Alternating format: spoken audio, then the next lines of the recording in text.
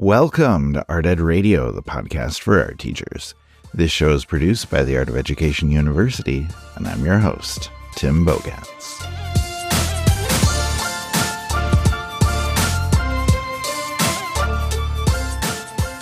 I am very excited about today's episode, mainly because we have a good friend back on the show, and I'm thrilled to talk to him on here.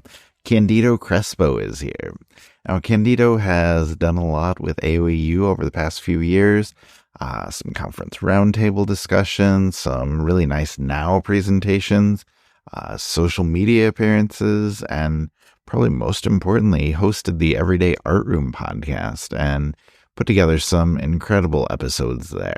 But Candido is an artist and an educator, and he's been working for the past little bit with his young son on the Creatividad Project, where they bring just arts experiences into the community. They do these really cool art workshops where kids and dads or granddads or male guardians or whomever are making art together. You know, they're creating, they are exploring, they're spending some great time together, and I love the idea of all of that. So I invited Candido to come on the show and chat about what he's doing. So, I want everyone to hear more about it from him. So let me bring him on right now.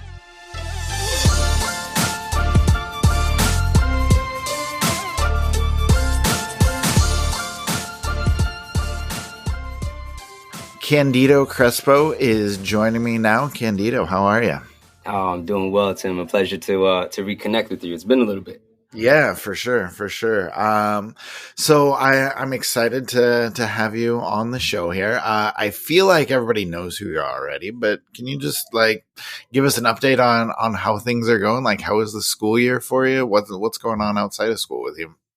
Yeah, sure. So year 16 is coming to a close. It's been fun. It's been a really fun year. This year, I had an unanticipated one section of kindergarten that has sort of controlled the entire school year. Okay. I have made jokes about how much time I put into preparing for it, but it's not really a joke. It's the one class that weekly I am sitting down and putting pencil to paper to try to plan out how I want that class to go, because it would just determine the rest of my week, Oh yeah. But it's been fun. The class is full of love, and it's got me inspired to want to continue doing what I'm doing, and it kept me from getting comfortable, which I think is important. Yeah, that's true. It's a new challenge. If you can embrace that, then that's good. So that was important. And I think, this year is coming to a close now. Already trying to figure out what next year will be like, what position I'll be in. I think something new is on the horizon as far as what grade level I'll be teaching. So just closing out the school year and just focusing on the present. So then I can properly prepare for the future. All right. That sounds good. So, all right. Now, I wanted to bring you on to talk about the Creatividad Project. So I guess, can you just tell us about what it is, how you started everything? Maybe just talk a little bit about what you're doing with it currently. Yeah. I want to start by saying that the Creatividad Project is just a pun on the word creativity and with an emphasis on the word dad. Because it's a fatherhood project, and I'll come back to a little bit more about why that's the name. So in 2018, when I became a dad, I think I was a little bit concerned about not finding time to be creative. And you and I have had this discussion before multiple times about the importance of art teachers remaining creative, and I think it was a non-negotiable for me. I think I wasn't willing to. I wanted to definitely be in my son's life as much as possible. I wanted to be a high quality dad, but I also wanted to make sure that I was taking care of the part of me that I thought was significant and really plays a role as to who I am. Who I am as a husband, who I am now as a father, who I am as a teacher, etc. And so creativity was that thing. At first, I thought maybe I'll just tap into late nights, right? I've done it before. I did it when I was young. I can stay up late and create, but that's not sustainable as a parent. And I know you're exhausted, man. It doesn't work. You're tired. You're tired starting the day. So imagine trying to end the day, right? It doesn't work that way. So I think as soon as my son was ready to like work on his fine motor skills, I started putting tools in his hands, crayons, paintbrush, Mm-hmm. Mm-hmm. and just playing around with different materials. And what I realized was that even though I wasn't creating finalized pieces, like maybe not a painting that I would put on display at a gallery, I was still staying creative, and that was super important to me. That was the thing I wanted, right? That's the part that I said I wanted to keep doing. I wanted to Yeah. remain creative, not necessarily to prepare for a solo exhibition, but I just wanted to keep, just keep that momentum going. And so having him participate with me really allowed me to do that. And what I found was that it was starting to give him and I a different relationship that maybe his mother and him had. Mm. And it allowed us to bond during that time. And I was showing him something that I found very passionate. And I think that when a parent shares that passion with a child, um, not necessarily in a way where you're trying to influence them that they should do this thing, but that you are sharing a part of you with them. Yeah. They Yeah. they can connect with you deeply, and I found that happening, and it went so well that I decided maybe it would be something that I can take to other fathers. There's a void that exists in the world of mommy and me, and that's the daddy and me project, right? Right. Where are the daddy and me events? Sure, there are coaching events, and I think that and you can speak to this too. I think fathers for a long time have done a wonderful job when it comes to coaching sports. I think Mm. that fathers for a long time, and I'm sure there's positive, negative to this, but being the role of provider that sometimes is sometimes filled by the father, they do that job well.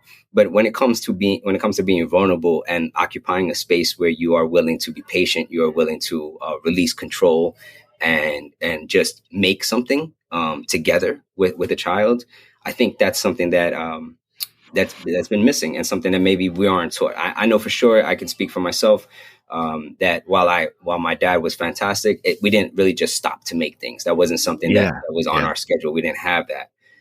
So I wanted to do that. I tried it, and it was successful, and I wanted to keep that going. And so that initiative has now turned into, or rather, that idea has now turned into an initiative I'm continuing to grow. And I want to say we're continuing to grow because my son plays an active role in it now as well. Yeah, for sure. That's cool. And I don't just speaking to the dad part of it, I think it's tough because like you said, there are not a lot of opportunities out there. And even if that is something that, you want to do as a father, you maybe don't know how and don't know where that can be done. And so you just sort of default to, like you said, coaching some sports because that's the only opportunity that's available to you.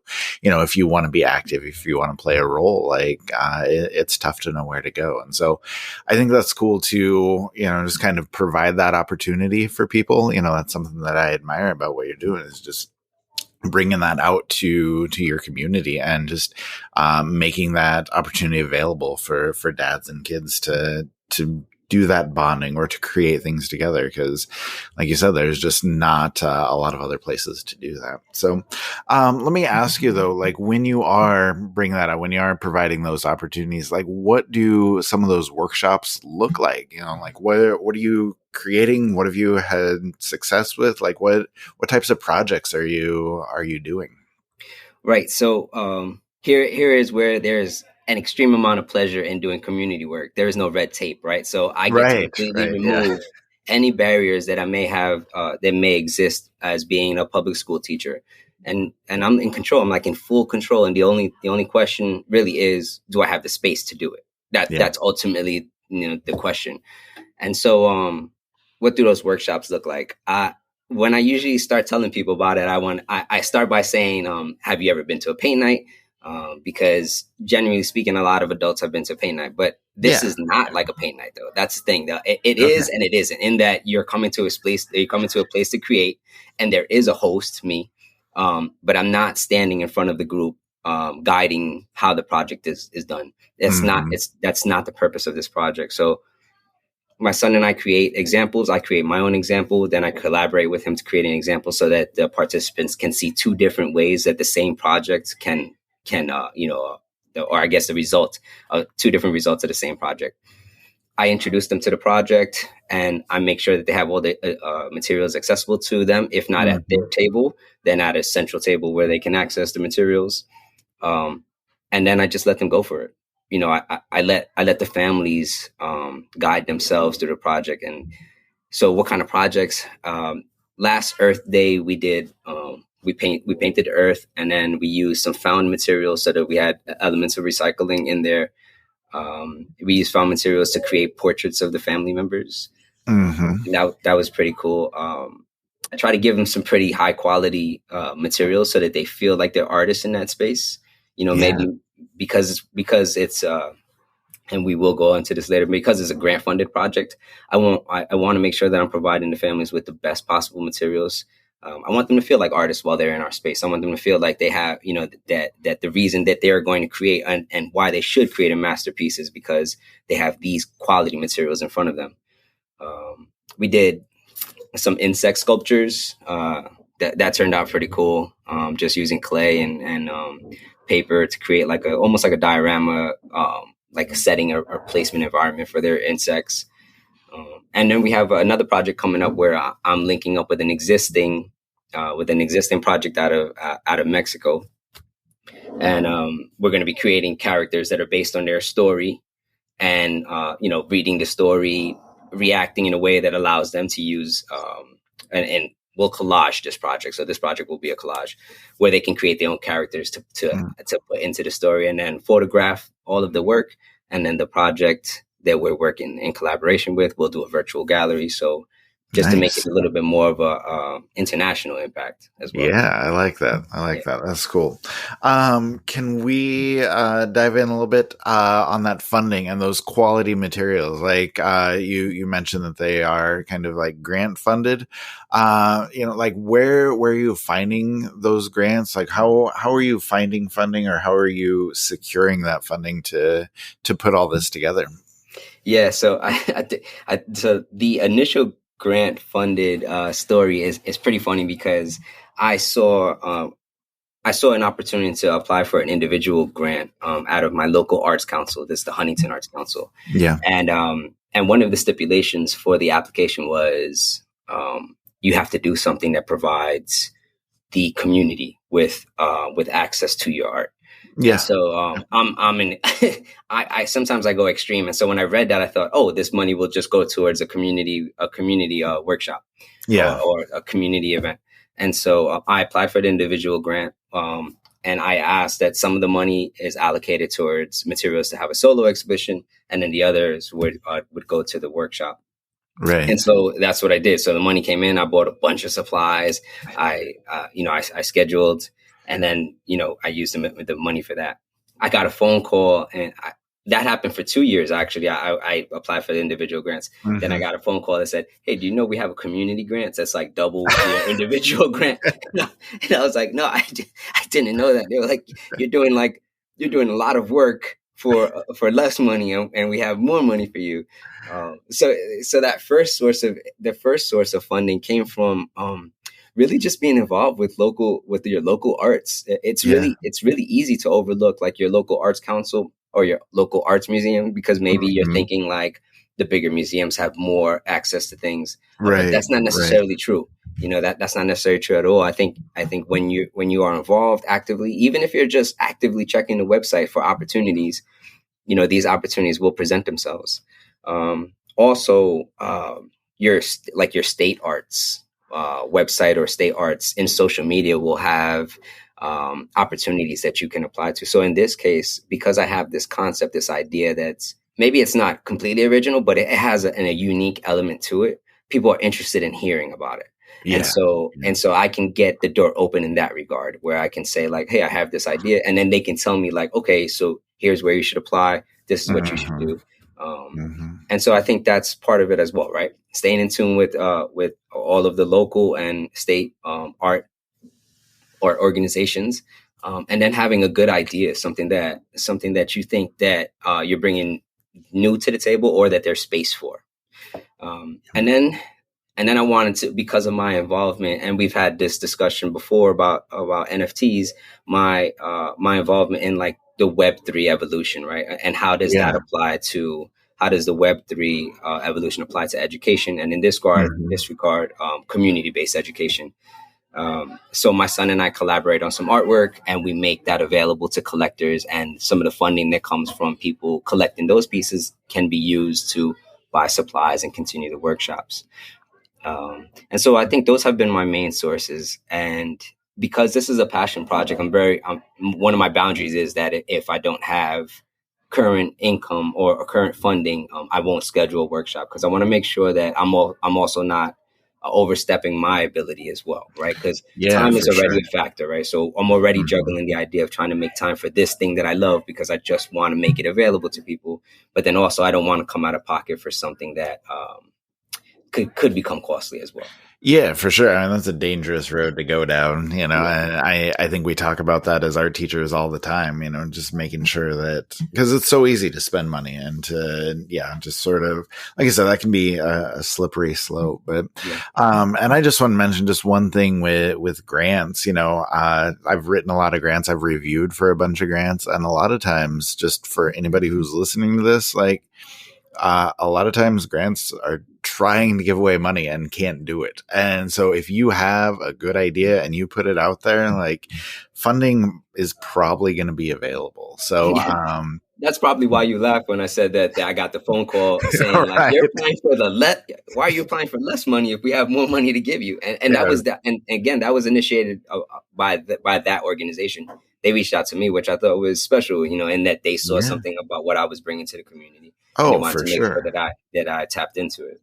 Yeah, I just want to make sure that you're continuing to do that because, like I said, when good ideas come along, like, people are excited to fund those, and so yeah, if you've put together a strong idea or something that's good, then yeah, a lot of times that will be rewarded. So okay, so just kind of changing subjects, changing tacks a little bit. I don't know how much you want to talk about your kid, but I would love to know just kind of what effects you've seen, just with your son, like, taking on all these experiences. I assume he's having a great time just hanging out with dad and making art, but like, what other lessons is he learning? Like, what do you see him getting from all of these experiences?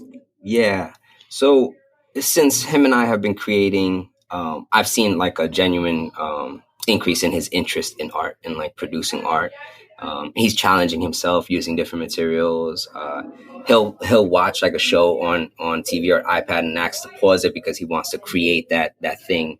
And so I would say at the very least, his skill level has increased, Yeah. and his interest in arts have increased. But once I gave him the opportunity to start attending these workshops with me and refer to him as like my co-teacher, Yeah. Yeah. something completely switched when I gave him that title and he was able to be in that space with me. Um, and just to give people a visual, he stands alongside me and he taps me on the shoulder. Or he's not that tall. He taps me on my belt and tells me like, I know what to say. I can say this part, and he wants me to Okay. save lines for him so that he can talk to the group. And then once we're underway, he's like taking his example and walking around to the families and showing them what he did. Or he's like going to the family and asking, what do you need, so he can get some more supplies for them. And so Yeah. that level of ownership and that level of being a part of something that I do has also really helped our relationship, because for a while he was jealous, like, why do you always have to teach those kids, knowing what our job is, Oh, right? yeah. Yeah. And then now it's like, oh, don't we have to go teach those dads? And I'm Yeah. like, yeah, we do. Let's go do that. Yeah. And so it's helped him understand a little bit more about what I do and what we do and why we love it, because he's Hmm. able to embody that role for that short amount of time. Yeah. And I think the last thing is some of the artwork that we produce. I've been able to, and into, I guess, the best way I can explain it to a 5-year-old is really just telling him about what it's like selling artwork. And Yeah. so those pieces that maybe have been collected as an NFT is a little bit more complicated to explain to him. But I've also turned some of his artwork into bookmarks and prints. Just doing Oh, like yeah. Yeah. turning his drawings into lino block carvings. And Mm-hmm. those are really easy for him to understand. And so every time I'm telling him like, hey, you made another $5. So he gets really excited about that. He's not one that's like wants to spend it immediately. That's not how he understands it, but he understands it as, oh, people are interested in my art. I need to keep working on it. Yeah, there's And I'm value like, yeah. there. So Yeah. so that's really cool because I can see how big his smile is. And then he goes, runs and tells his mom, like, Mom, somebody else bought my bookmark. And he gets really excited about that. And so it's helped him get a little bit of understanding about how art as a skill is valuable. And it's something that will pay off later for him because he sees that I'm doing it and that he's Mm-hmm. capable of doing it. Mm-hmm. Yeah, Yeah. that's really cool. I don't know. I just still have a big smile on my face from just picturing your kid like just up in front of her, like teaching everybody what's going on, telling them what's up. I really like that idea. We just had a meeting for our new space that's coming up. We're working with a yoga studio, and as soon as we got out of the car, the first thing he said before we walked into the space was, what parts of the meeting should I say?" And I was like, "All right, I'll tell you what to say." And so I told to the director of the yoga studio, I told her like, "Hey, there's some things that you can ask him and he can answer for you." And he was so I happy to love it. just be able. Yeah, he wasn't like timid about it or shy. Yeah. He was there for business, and it was really Yeah. cool. I like it. That's good stuff. So, all right. So, I guess I want to ask you the same question I just asked about your son. So, from your perspective, like, what are you learning when you're doing this? Like, what are you seeing when you take your art teacher skills, your creativity, your knowledge, like, out into the community? Like, what are you putting out there, and what are you getting back in return? Yeah, I think what all of these things that I'm about to say were all unanticipated. I think when I wanted to share this concept, it was more like I just wanted to share. That was the sole purpose of this thing, was just how can I share this idea with other dads, because I think this is special and I want them to have this information. Like keeping this information to me would not be useful. That's just Yeah. it's not valuable that way. Yeah. And so all I wanted to do was share. So anything I say right now has been like something I wasn't prepared for. So number one is confidence, right? Um, I'm very confident in front of my students in the classroom, and Mm-hmm. I think if for as long as I can remember, meet the teacher night and teacher and parent teacher conferences have always been like the thing where, to me, has always been a little bit more nerve wracking than teacher evaluations. Like the principal, I welcome in whenever, but when I Yeah. have to deal directly with parents, it's always been like, how do I prepare for this thing? Right. Mostly because I'm concerned about like my presentation. I want the parents to be able to know that they can trust me in the time that I'm with their children, because no oversight, that's a big trust, right? These parents Mm-hmm. are leaving their children with us, and Yeah. the hope, Yeah. and I want them to know that they're in good hands. But in this particular case, the parents are the ones that I'm talking to the parents directly, Right. and I'm telling them Right. like, no, you need this thing. And so Yeah. sometimes people confuse this project a little bit for like me teaching kids, but I'm not teaching kids. That's what I do as my day job. Like I don't want on the weekends, come Saturday, I'm not Yeah. looking to teach. You need a I'm not break. looking to You teach need a any break. other kids. But I will talk to the parents directly. Like these Yeah. messages and everything I'm saying are for you. So Mhm. a new level of confidence came out of that. Almost like, I think this is kind of selfish too, and in that it's grown to be selfish, is like my perspective on or the accessibility for me to see other fathers parenting. Like I haven't done Yeah. that before. I haven't been Yeah. able to be in a position where I can observe other fathers interacting with their children, and what methods and means they use or tools they use for communication. That's been really cool. Mhm. Mhm. Um, Genuine joy, Tim. I mean, like Yeah. just to be in that space where I'm just happy the entire time. Like the entire time I'm talking to these families, I'm engaging with them. We're getting messy, and the entire time I'm just happy. It's just genuine joy is one Love of the it. things I guess I Love get it. out of it the most. Yeah. Yeah. I mentioned life beyond red tape, and that's something that's really true. I think if any teacher ever has the opportunity to do some community based art education, like step out of your comfort zone and check it out, so that you know just how great you really are. Yeah, because I think that's what it is, right? I think that Yeah. those Yeah. limitations that exist in some of our school districts are stopping us from being the greatest possible versions of ourselves. And I think when you engage in a project where you are the director of, you really get to see like, oh wow, I really know this thing. Like I am really good at teaching art. And Hmm. we know, you and I know, you bringing guests onto this podcast all the time that are just phenomenal teachers. Could you Yeah. imagine if like they were able to just do it how they wanted to do it? Oh my God. Right. I Well, think, and like another part of that too is just like what a great advocacy tool that is. If you can get out in the community and everybody can see how good you are at what you do, and they can just think to themselves, man, they must have an incredible art program going on there. And it's a great way to, I know this is not your main goal, but it is a great way to kind of develop support for your program at school. But yeah, just letting people see how good you are at what you do, like having the confidence to do that, and can go a long way. yeah, yeah.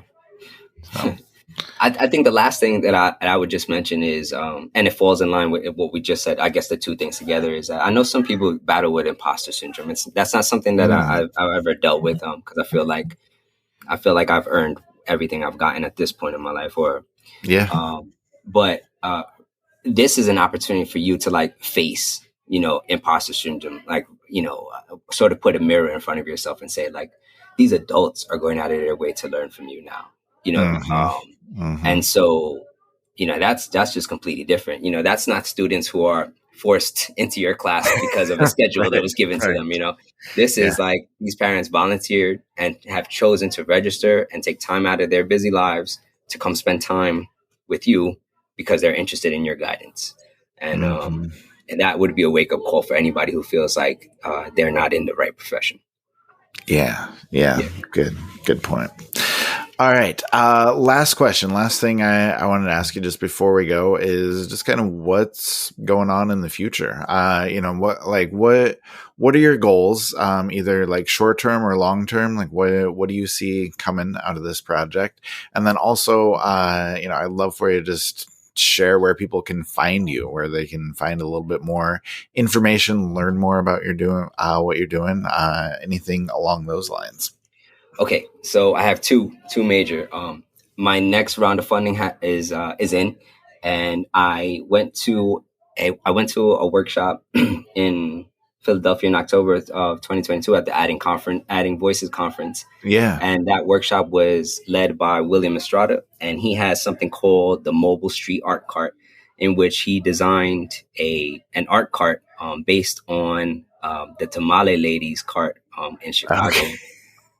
And so he pulls up to public spaces and he opens up the tables on the sides of the cart, and he does screen printing, and it's all free. It just invites everybody in the public to come make art, and it is beautiful and it is inspiring, and it pushes the envelope on how and where art should be made and who should make it. It really opens up, the possibilities of that. And so I met with him and I was like, I need to bring that to Long Island. I need that. Like, we need Yeah. that. And Yeah. so he broke it down to me, told me all the ins and outs, because it's not a secret, and he wants people to do this thing. I applied for funding, and I'm hoping to have a street art cart out in the summer. And so really pushing the envelope on us, Creatividad as initiative, saying, just how important art can be. And it's so important that I'll bring it to you. And so I'm hoping to get that out. Yeah, like I said, this summer. And the other thing is this, just like what I've learned was unanticipated, so have some of the doors that have opened as a result of this. And recently, I've done a two-part workshop that was me speaking to mental health providers about using art as a healing tool or Mm, as a method of reconnecting or strengthening family bonds. yeah. And Tim, I don't think that before you and I met, I don't think that I would have recorded a podcast. I don't think that I would have participated on live streams. I don't think I would have presented, at Yeah. any of now conferences. Um, but we've done that, right? And now Yeah. making these presentations that really are just out of the box for me are special because, again, it's showing the value in our profession, and just how much the information that we're keeping inside of our four walls daily, there's just so much benefit to it. Like people can, Yeah. we're talking about survival, right? Like transforming lives here, because I'm Hmm. speaking to these Hmm. families, men who have recently are recently out of incarceration and are looking to establish relationships with children that they've never had before, right? Yeah, yeah. And me trying to provide them with tools to say like, hey, if you did this thing, this might be a good way to segue into a conversation, and it can lead to greater.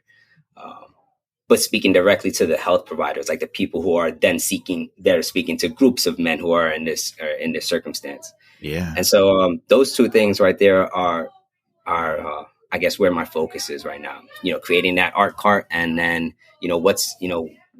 what platform should I be trying to tap into for people to really use art in ways that it can change their lives. Yeah, for sure. That's really meaningful stuff. That's really powerful stuff. So I think that's an excellent direction for you to go in. So we'd love to hear more about that when you're doing that. I think that'd be, make for sure. a good discussion. So I'm easy to find though, Tim. Really, I'm keeping it. I want, because this is a visual project, I want to make it as visual as possible. So I've been doing most of my information and everything is on Instagram. Okay. Creatividad Project. So it's just the two words spelled out together. Creatividad Project, no space. And there I'm just posting pictures of stuff that my son and I are creating on like a weekly basis, projects that I think that families can try on their own. I'm a little stingy when it comes to information because I like the idea of exploration. So maybe I'll put up a project and say like, this is what I use, but I won't do step by step because just like the workshop itself, experimentation and that quality time is just as important. I think if I gave everything on Instagram, then you have the opportunity to just show the kid the video and let the kid work by himself. But that was never the purpose. That's not the point. That's not what you're going for. Yeah. So I'm not doing that. So no parents come to parents don't come to Instagram thinking that I'm going to give you the full video. That's not how it's going to work. Cool. All right. Well, hey, Candido, thank you for coming on. It was great to have you back to chat with again. I love hearing about everything that you're doing. So thanks for giving us some time. Tim, it's always a pleasure talking to you and everybody else. I hope that my message, you find my message valuable and connect with me so we can share and talk some more. Now, like I said at the beginning of the episode, I love the idea of what Candido is doing with this project. So if you want to find out more, we will link to some spots in the show notes where you can explore a little bit further about what he's doing. And I think just my thoughts while talking to him about this is that it's really powerful to bring art out into the community, to use art to connect with the community. And if, that's more, I should say, this is a big if, because it's tough to ask teachers to do more. But if it is something that you're interested in doing, making those connections with your community, getting your art program connected with the people that are out there, just bringing art out into the spaces around you, I think Candido might have a template here. Just find your idea, find your niche, your inspiration, figure out what it is that you want to bring out to your community. You can look for local grants, look for state grants like we talked about, and see if there's funding available. There likely is. And just discover what you want to do. Think about how you want to get it out there. I think there are a lot of opportunities out there. And if you choose to take advantage of those, it's going to pay dividends for you and your students and your art program. And most importantly, the community that you're in.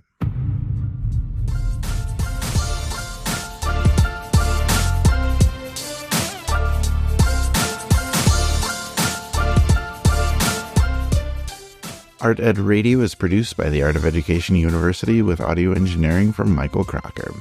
Thank you for listening. Always great to talk to Candido again, and I'm looking forward to the episodes that we'll be putting together over the next couple of weeks. Hope you're looking forward to them as well.